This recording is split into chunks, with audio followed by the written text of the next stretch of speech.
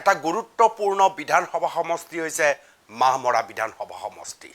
সমষ্টিৰ পুনৰ নিৰ্ধাৰণৰ পিছত সেই সমষ্টিৰো এটা পৰিৱৰ্তন হৈছে আৰু সেই সমষ্টিত মুখ্যমন্ত্ৰী ডক্টৰ হিমন্ত বিশ্ব শৰ্মাই প্ৰায় কৈ আহিছে যে সেই সমষ্টিত এইবাৰ আকৌ এবাৰ মন্ত্ৰী যোগেন মোহনে বিজেপিৰ প্ৰাৰ্থিত্ব লাভ কৰিব। নমস্কাৰ, মই অনুপম চক্ৰৱৰ্তী, আপোনালোকে চাই আছে পিপুলছ টিভি। মানুহৰ কথা, মানুহৰ ব্যথা। আজি আমি সমষ্টিয়ে পোষ্টমৰ্টমত আমি চাব খুজিছোঁ মাহমৰা সমষ্টিক। মাহমৰা সমষ্টিটো এক বৰ্ণময় সমষ্টি, গ্ৰামাঞ্চলৰ মানুহেৰে আবৃত, পৰ্যটন উদ্যোগৰ বাবে তীব্ৰ সম্ভাৱনা থকা আৰু কৃষি কৰ্মৰ বাবে জনাজাত মাহমৰা সমষ্টিত যদিও বা মুখ্যমন্ত্ৰী ডক্টৰ হিমন্ত বিশ্ব শৰ্মাই কৈ আহিছে যোগেন মোহন এইবাৰ প্ৰাৰ্থিত্ব পাব, প্ৰকৃতাৰ্থত তেনেকুৱাই পৰিৱেশ আছেনে? মাহমৰা সমষ্টিৰ ভিতৰ ভাগত মই এবাৰ ভ্ৰমণ কৰিছিলোঁ। মাহমৰাৰ বিভিন্ন স্থানত মই ভ্ৰমণ কৰিছিলোঁ। যেনেকৈ যোগেন মোহন সম্পৰ্কে প্লাছ পইণ্ট আমি দেখিছিলোঁ, তেনেকৈ বিয়োগাত্মক ছবিও যথেষ্ট আছে। এই মুহূৰ্তত আপুনি ক'ব নোৱাৰে যে মাহমৰা সমষ্টিত যোগেন মোহনেই প্ৰাৰ্থিত্ব পাব। তাত আন এগৰাকী প্ৰভাৱশালী ৰাজনীতিক সুৰজ দিহিঙীয়াৰ সম্ভাৱনাও আপোনালোকে নুই কৰিব নোৱাৰে।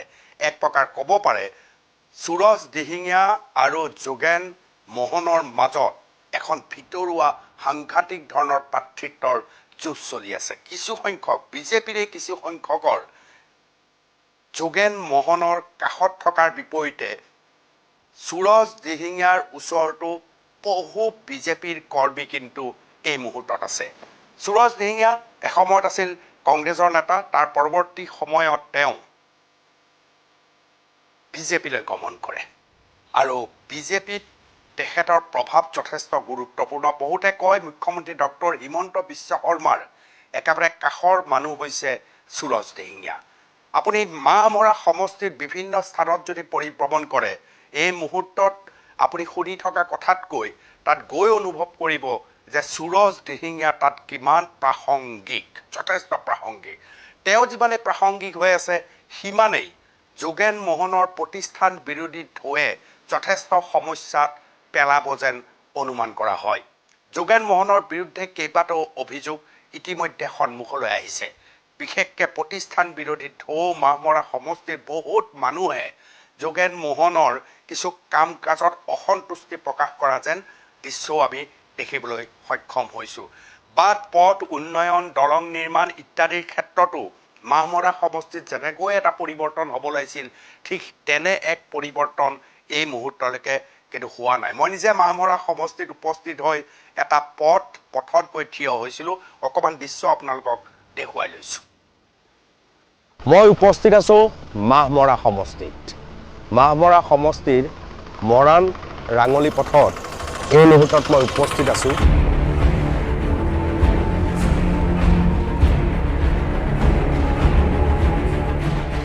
পেলাই থোৱা ৰাস্তা আছে, সি বৰ ডাঙৰ কথা।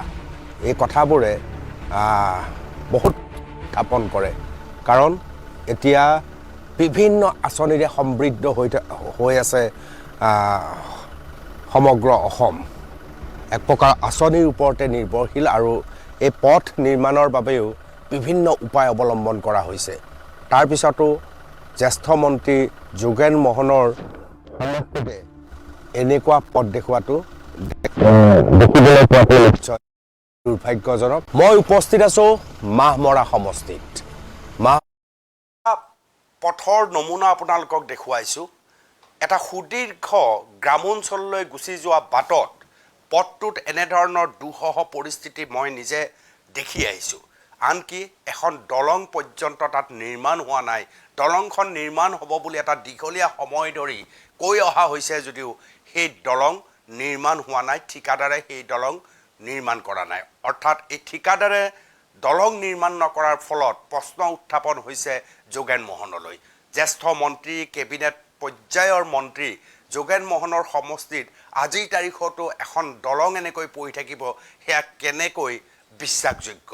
সেইবাবে স্থানীয় তেনেকৈ কিছু লোক আছে যিসকলে যোগেন মোহনৰ ওপৰত তীব্ৰ ক্ষোভ প্ৰকাশ কৰা দেখিবলৈ পোৱা যায়।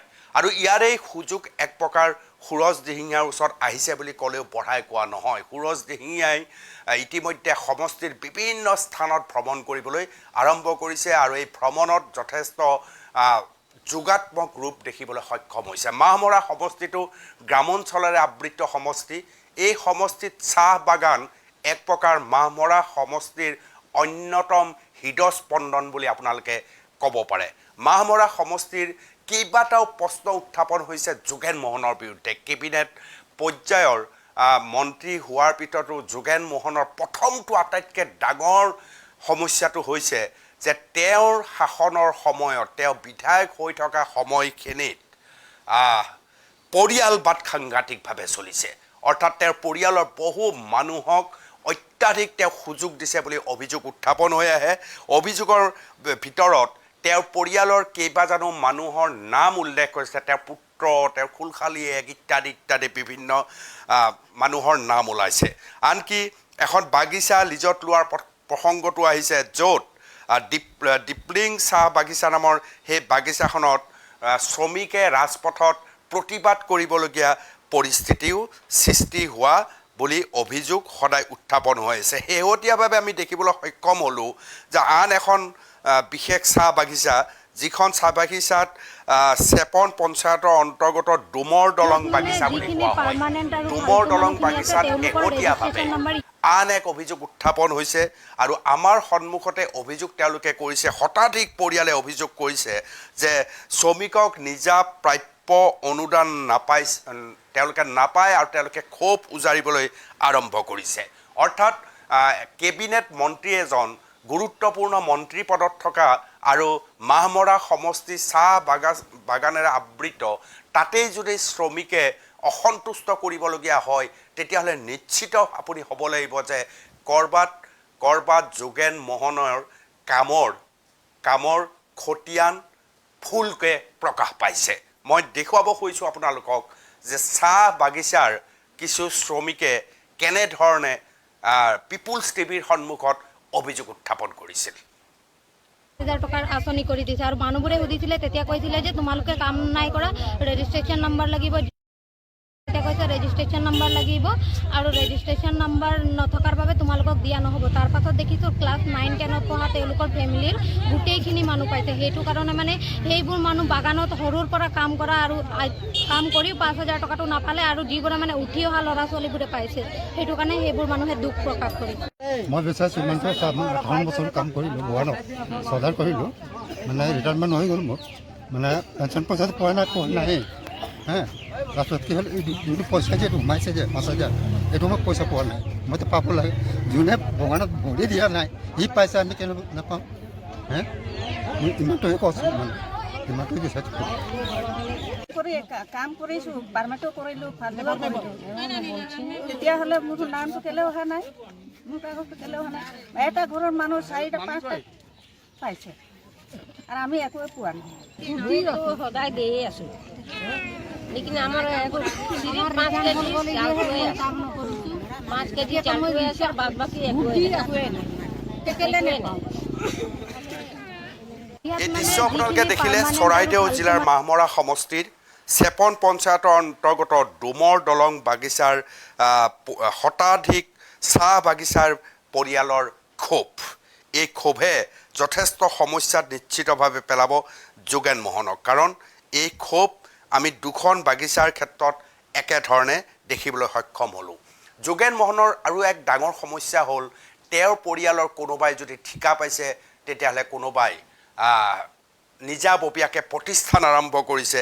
অৰ্থাৎ যোগেন মোহনৰ পৰিয়ালৰ মানুহে সকলোফালে সুবিধা পাইছে আৰু নিজা প্ৰতিষ্ঠান খুলিছে, তেল ডিপু খুলিছে, কিন্তু কাষৰীয়া সমষ্টিৰ লোকসকলে সেই ধৰণৰ সুবিধা লাভ নকৰাৰ অভিযোগ উত্থাপন হৈ আহে আৰু এই অভিযোগে যথেষ্ট বিপদত পেলাইছে জ্যেষ্ঠ মন্ত্ৰী যোগেন মোহনক। আৰু সেইবাবে যোগেন মোহন আজিৰ তাৰিখত তাৰ পৰাই প্ৰাৰ্থিত্ব পাব, সেই কথা আপুনি নিশ্চিত হ'ব নোৱাৰে। সমগ্ৰ পৰিয়ালে হয় ঠিকাঠুকলি কৰিছে, নহয় বিভিন্ন প্ৰতিষ্ঠান খুলিছে আৰু এই ধৰণে প্ৰতিষ্ঠান খুলি ঠিকাঠুকলি পোৱাৰ পিছত ৰাইজৰ প্ৰশ্ন উত্থাপন হৈছে যে যোগেন মোহন এনে কি আলাউদ্দিনৰ চাকি পালে যাৰ কাৰণে ইমান ধন যোগেন মোহনৰ হাতলৈ আহিছে ই এক ডাঙৰ কথা আনহাতে মাহমৰাৰ কাষৰীয়া সকলো সমষ্টিৰ বিশেষ উন্নয়ন হৈছে সেই দৃশ্য আপোনালোকে দেখিব কিন্তু মাহমৰাৰ ভিতৰুৱা অঞ্চলত বৰ দুখ লগা অৱস্থা চাহ বাগিচাত এতিয়াও ইমান সমস্যা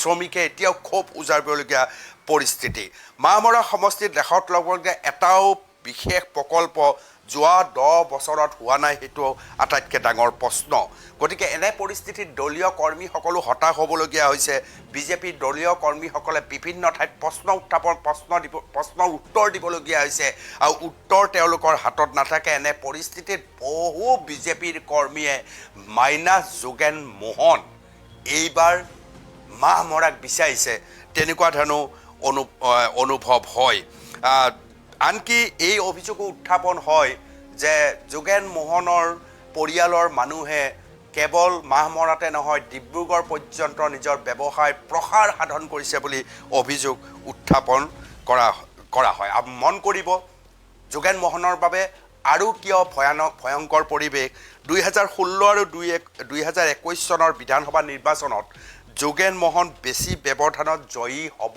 পৰা নাছিল সমীক্ষাই কয় শেহতীয়া লোকসভা নিৰ্বাচনতো কংগ্ৰেছ দল মাহমৰা বিধানসভাত জয়ী হৈছে অৰ্থাৎ মাহমৰা বিধানসভা সমষ্টিটোত লিড দিবলৈ সক্ষম নহ'ল যোগেন মোহনে আৰু যোগেন মোহনৰ বাবে সি এটা যথেষ্ট পৰিতাপৰ বিষয় আৰু এই বিষয় সমগ্ৰ বিষয় কাগজ পত্ৰ ইতিমধ্যে দিল্লী পৰ্যন্ত পাইছেগৈ যিহেতু লোকসভা নিৰ্বাচনত মাহমৰাত যোগেন মোহনে লিড দিব পৰা নাছিল ফলত এতিয়াৰ মাহমৰাৰ বিধানসভা সমষ্টিত বিৰোধীয়ে যথেষ্ট তৎপৰতা ইতিমধ্যে প্ৰদৰ্শন কৰিছে আৰু তেওঁলোকে ভাবে বিজেপিৰ বহু কৰ্মীয়ে ভাবে যদি যোগেন মোহনকে প্ৰাৰ্থিত্ব প্ৰদান কৰা হয় তেতিয়াহ'লে এইবাৰ প্ৰতিষ্ঠান বিৰোধী ঢৌৱে চুই থকা মাহমৰাৰ পৰা খুব সহজত বিৰোধী ওলাই যাব এনে পৰিস্থিতিত বোধ কৰোঁ সুৰজ দিহিঙীয়াৰ নাম সঘনাই ওলাবলৈ ইতিমধ্যে আৰম্ভ কৰিছে বহু অভিযোগ প্ৰতি অভিযোগত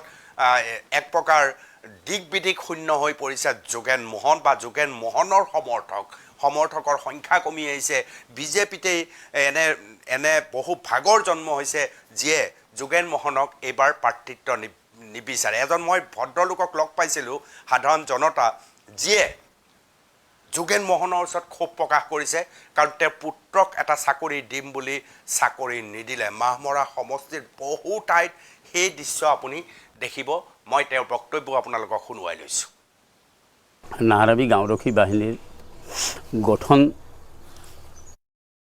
এখনি ৰাজহুৱা সভা আহ্বান কৰা হয় উক্ত সভাখন নাপাতি নাহাৰবি লাকুৱা আৰক্ষী থানাত টেবুল দি এখন 5জনীয়া কমিটি বনাই সেক্ৰেটাৰী বনাই কিন্তু তদুপক্ষে আমাৰ নাম ধৰি কৈছোঁ যোগেন দা মন্ত্ৰী এই বিকি মিৰ্ধাক 2023 ষ্টাম্প আৰু সহি কৰি ৰাজ্যৰ সাহায্যাৰ্থে সহি কৰি তাক ভিডিবি দিয়া হয় আৰু লাখুৱা থানাত যেতিয়া যোৱা হয় দিয়া হয় আজি 23ৰ পৰা এতিয়া 25-26 লৈকে হৈ গ'ল কিন্তু এতিয়ালৈকে তেওঁ ভিডিবি হোৱা নাই গতিকে মই জানিব পাইছোঁ যে চৰকাৰটো বেয়া নহয় কিন্তু এই ছাৰৰ ৱেট আৰু মিনিং নাই কোন ছাৰ যোগেন মোহন বছৰ হৈ গ'ল সেই ল'ৰাটো আমি দুখীয়া শ্ৰেণীৰ মানুহ আমি ভাবোঁ যে ল'ৰাটোক লিখা পঢ়া কৰাম কিবা এটা ৰাইজৰ কামৰ কাৰণেহে দিওঁ ভিডিবি এটা ৰাইজৰ উপযুক্ত কামৰ কাৰণে কিন্তু আজি 3 বছৰ হৈ গ'ল ইয়াৰ কোনো তদন্ত নাই আৰু হোৱাও নাই গতিকে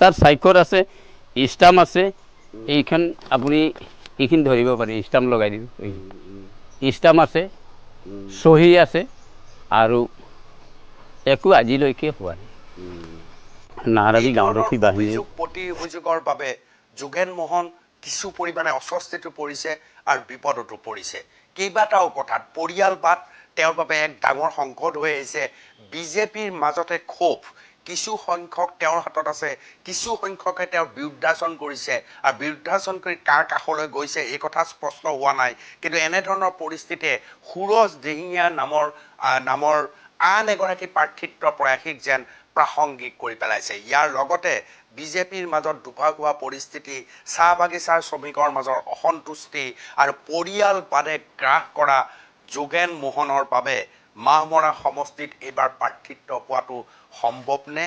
ই এক ডাঙৰ প্ৰশ্ন আৰু এই ডাঙৰ প্ৰশ্নৰ উত্তৰ বিচাৰি ইতিমধ্যে মাহমৰা সমষ্টিত বিজেপিৰ মাজতে তীব্ৰ বাদানুবাদ চলি আছে। মাহমৰা সমষ্টি সম্পৰ্কে যদি আপুনি মাহমৰা সমষ্টিৰ এগৰাকী ভোটাৰ, তেতিয়াহ'লে মাহমৰা সমষ্টিত প্ৰাৰ্থিত্বকেন্দ্ৰিক যুঁজৰ মাজত কাক আপোনালোকে বিচাৰে? যোগেন মোহনে ঠিকে আছে, যোগেন মোহনৰ অলপ অসন্তুষ্টি থাকিলেও যোগেন মোহনে মাহমৰা সমষ্টিত কাম কৰিছে নে মই কোৱা নতুনকৈ নাম এটা ওলাই অহা সুৰজ দিহিঙীয়া, যি আগতে আছিল কংগ্ৰেছত, বৰ্তমান ইয়াৰ পৰা প্ৰাৰ্থিত্বৰ আশা কৰিছে বুলি মোৰ ভিতৰুৱা সূত্ৰই দাবী কৰে। সঁচাকৈয়ে সুৰজ দিহিঙীয়াও ইয়াৰ বাবে প্ৰাসংগিক হৈ পাৰিছে নেকি, প্ৰাৰ্থিত্বৰ বাবে প্ৰাসংগিক হৈ পৰিছে নেকি? এই সম্পৰ্কে আপোনালোকৰ মতামত জনাব। ধন্যবাদ।